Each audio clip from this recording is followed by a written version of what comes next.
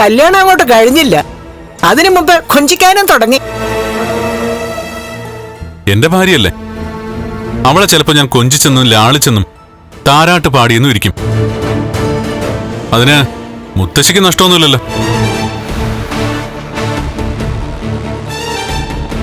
അധികം വാത്സല്യം കിട്ടാത്ത കൂട്ടത്തിലാണ് എന്റെ ഭാര്യയെന്ന് എനിക്ക് മനസ്സിലായി. അവളെ താരാട്ട് പാടിയിട്ടുള്ളത് അവളുടെ അമ്മ മാത്രമാണ്.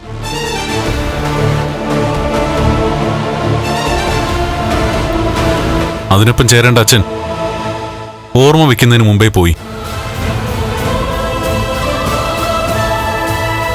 അതിനുശേഷം ആ അമ്മയുടെ ജീവിതത്തിലേക്ക് കടന്നു വന്ന നിങ്ങള് അമ്മയെയും അമ്മയുടെ മൂത്ത മകളെയും ഒരടിമയായിട്ടാണ് കണ്ടിരിക്കുന്നത്.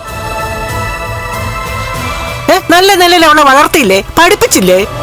രണ്ടാനച്ഛനായിട്ടും ഇവൻ അത്രയൊക്കെ ചെയ്തില്ലേ? ആയിക്കോട്ടെ, നല്ല കാര്യം.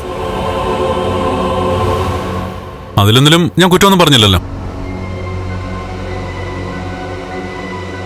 പക്ഷെ ഈ വീട്ടിലെ 2 പെൺമക്കളെയും എന്റെ തറവാട്ടിലേക്ക് പറഞ്ഞു വിട്ടപ്പോ ഒരു കാര്യം കൂടി നിങ്ങൾ നിങ്ങളുടെ മൂത്ത മകളുടെ ചെവിയിൽ പറഞ്ഞിരുന്നു. ഇവിടുത്തെ പോലെ തന്നെ ഇളയ മോൾക്ക് മൂത്ത മോൾ പാദസേവ ചെയ്യണമെന്ന്. മഹി എന്റെ ഭാര്യയെ, അവൾ പ്രധാനമായിട്ട് എന്റെ കാര്യങ്ങൾ നോക്കാൻ വേണ്ടിയാ എനിക്കൊപ്പം ചേർന്നത്, എന്നെ വിവാഹം കഴിച്ചത്. കൂട്ടത്തിൽ കുടുംബകാര്യങ്ങളും എന്റെ ബിസിനസ്സൊക്കെ വേണമെങ്കിൽ അവൾക്ക് നോക്കാം, അതും വേണമെങ്കിൽ മാത്രം. അതുപോലെ തന്നെയാണ് അവളുടെ അനിയത്തിയുടെ കാര്യവും. സ്വന്തം അനിയത്തിയാ, അതുകൊണ്ട് മഹി അവളെ സ്നേഹിക്കുന്നിടത്തോളം കാലം അവളെ ശ്രദ്ധിക്കാം. എന്ന് വെച്ച് എന്റെ ഭാര്യ അവളുടെ ബാല്യക്കാരിയാണെന്നൊന്നും ആരും കരുതണ്ട. അവക്ക് എന്ത് ചെയ്യണമെന്നൊക്കെ അവക്ക് അറിയാൻ കണ്ണാ. ഇനി നീ അവളെ തിരുത്താനൊന്നും നിൽക്കണ്ട. തിരുത്തും.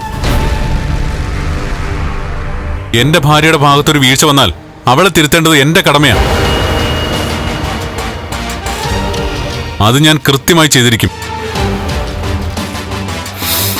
ഞാൻ അടിമയായാലും എന്റെ ഭാര്യ മറ്റൊരാളുടെ അടിമയാവുന്നത് എനിക്കിഷ്ടമല്ല.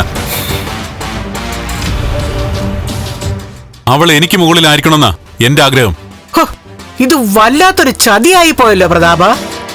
എന്റെ കണ്ണ, അവളുടെ മോശം പ്രവൃത്തികൾക്ക് നീയും സാക്ഷിയല്ലേ? അല്ല,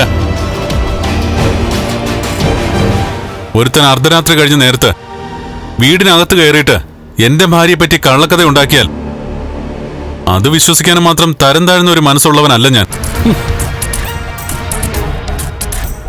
അതുകൊണ്ടാണ് ഞാൻ പറഞ്ഞത്, എന്റെ അരയ്ക്ക് താഴോട്ട് തളർന്നിട്ടുള്ളൂ, അതിന്റെ മുകളിലോട്ട് ഒരു തളർച്ചയില്ലാന്ന്. അത് മഹിക്കും അറിയാം. അതുകൊണ്ട് ഇന്ന് നടന്നതൊന്നും ഇനി ആവർത്തിക്കരുത്.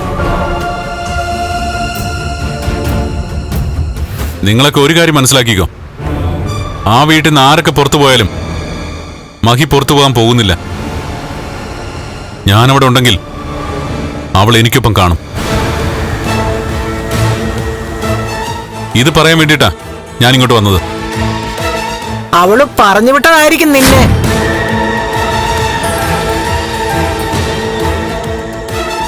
ഇത്തരം ധാരണകൾ നിങ്ങൾക്കൊക്കെ ഉണ്ടെന്ന് അറിയാം. അതുകൊണ്ടാ കള്ളക്കഥയൊന്നും ഞാൻ വിശ്വസിക്കാത്തത്. മനുഷ്യനെ പരസ്പരം തമ്മിൽ തല്ലിക്കുന്ന ശീലം ഇല്ലാത്തവളാ മഹി. അങ്ങനെയാ അവളുടെ അമ്മ അവളെ വളർത്തിയത്. അതിന് ആ അമ്മയോട് നന്ദി പറയാ വേണ്ടത്.